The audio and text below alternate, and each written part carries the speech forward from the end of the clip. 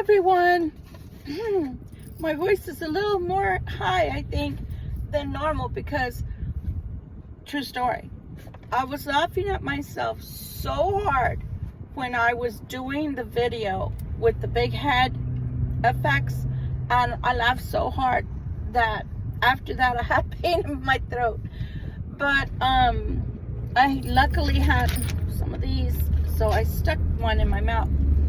Anyway, I say all that to say if I start coughing, forgive me. I'll try not to. This talk is going to be on people that come back into your life, but they never ask for forgiveness. Have you noticed that? They come back and they never say, I'm sorry. They never ask you to forgive them. They just carry on with you as if nothing ever happened.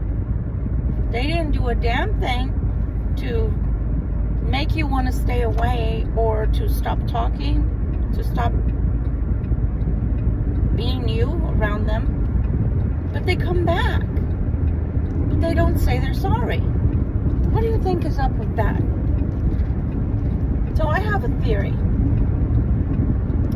I have a theory that they might go around carrying what I call a privilege card in their pocket, you know, maybe in their wallet or their pocketbook, in their purse. And for some reason, they think because they carry that card around with them and they maybe don't apologize to very many people out there, that they think that that's going to fly with you. But what they don't realize is that maybe because of your manners, maybe because of your goodness, maybe because of your kind heart, maybe because you still have love in your heart for them, you let them come back.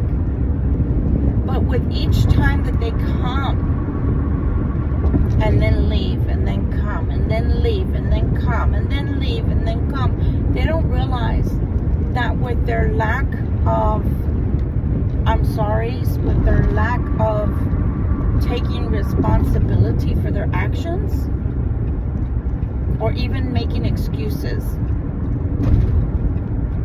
that they're killing the love you have for them with each and every time that they do something and they don't apologize because it's beneath them, I guess, to apologize, to acknowledge that they've done something to someone and that it's not right. So, yeah. Sometimes I wonder if it's a difference in manners,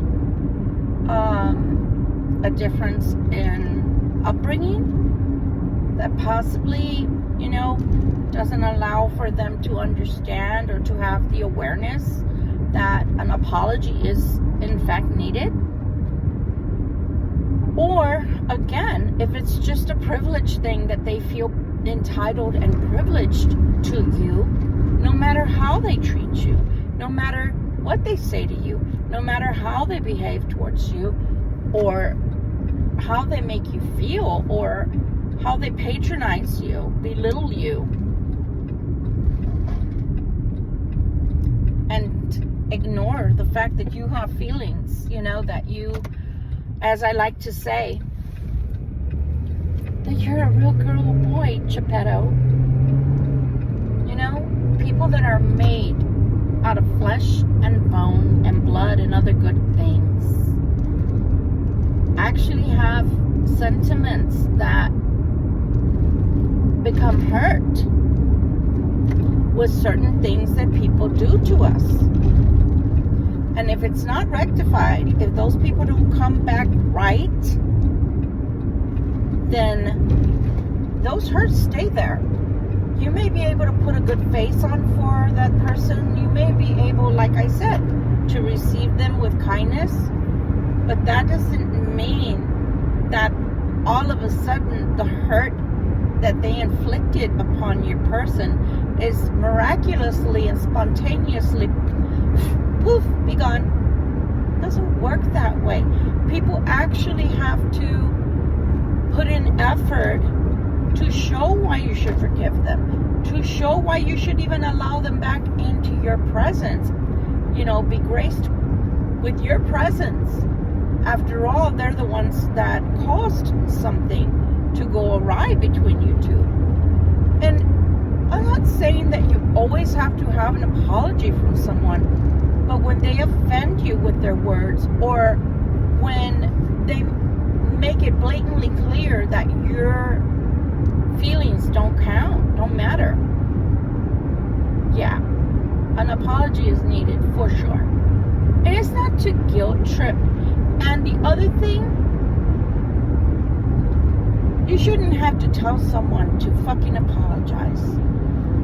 Because when it is heartfelt, when they really mean it, they will know to apologize. Otherwise, literally all you're doing is trying to teach someone to do something that is right. But if it's not within them to do what is right, you're barking up the wrong tree. You're wasting your time, your beautiful breath. You're wasting the sound of your beautiful voice on a person that has no ability to stop hurting you. Because they don't want to stop hurting you. Because if they did, they would apologize on their own, which would come with grace and maturity. So, should you keep allowing people to come into your, I hate to say programming, but that's what the angels are saying. Should you allow someone to come into your programming?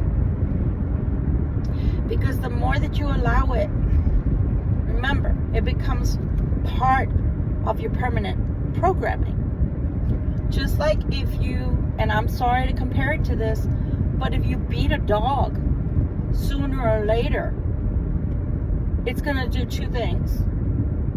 One, it's going to cower and never come near you and start shaking every time you beat it. Or two, it's going to learn to bite back. It's going to learn to fight back. It's going to learn that it needs to show you who's boss. And it should never get to that. But I'm just saying, that's what you do to people when you start damaging their psyche and their esteem and their person. And you get into their personal space and there's no boundaries because you keep on running over those boundaries by coming back and never apologizing. We teach people how to teach us, and therefore it becomes part of our programming. Or you're going to do something which is the total polar opposite, which is you're going to teach them with a permanent programming towards them. They may not like it and they may not return, but you can teach them how to treat you. Because if they prefer to be out of your presence than to apologize, than to accept responsibility when they do wrong, then sorry, that's the way it is. That's the way it should be. It's either that or you're going to be programming yourself to accept not only that person, but the next person, and the next person, and the next person.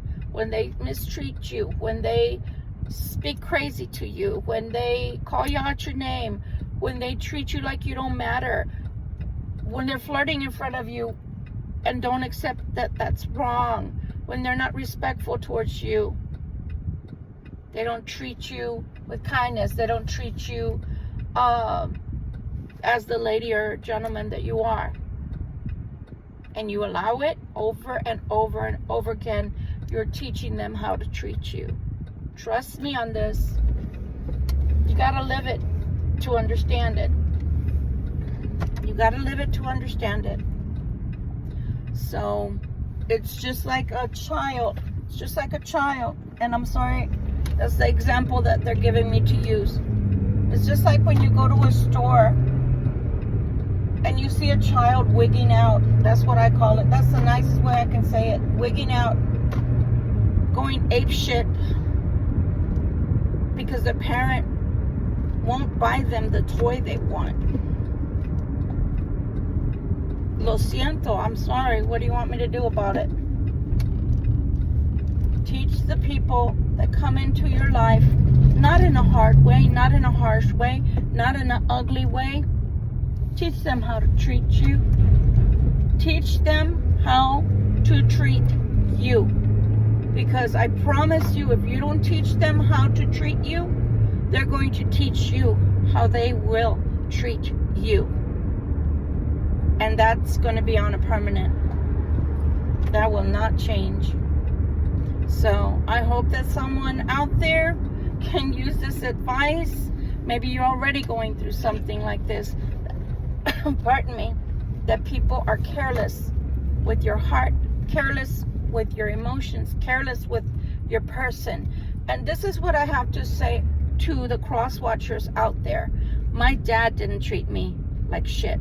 So why should I let you shit on me? Think about that. Think about that. If you're somebody's daughter or son, think about that. If your parents didn't treat you like shit, why would you allow somebody that may or may not permanently stay in your life? Why would you allow them to treat you like shit? What comes to mind is that song, and I love that song. I can't remember if it's, I don't remember who sings it. My mama don't like you and she likes everyone. Yeah. Don't let them treat you like shit. Because I promise you, like that saying goes, God doesn't make any junk. So don't allow anybody to treat you like junk. Because you are God's perfect child. Love you much. Till we meet again. Victoria Violet. Bye.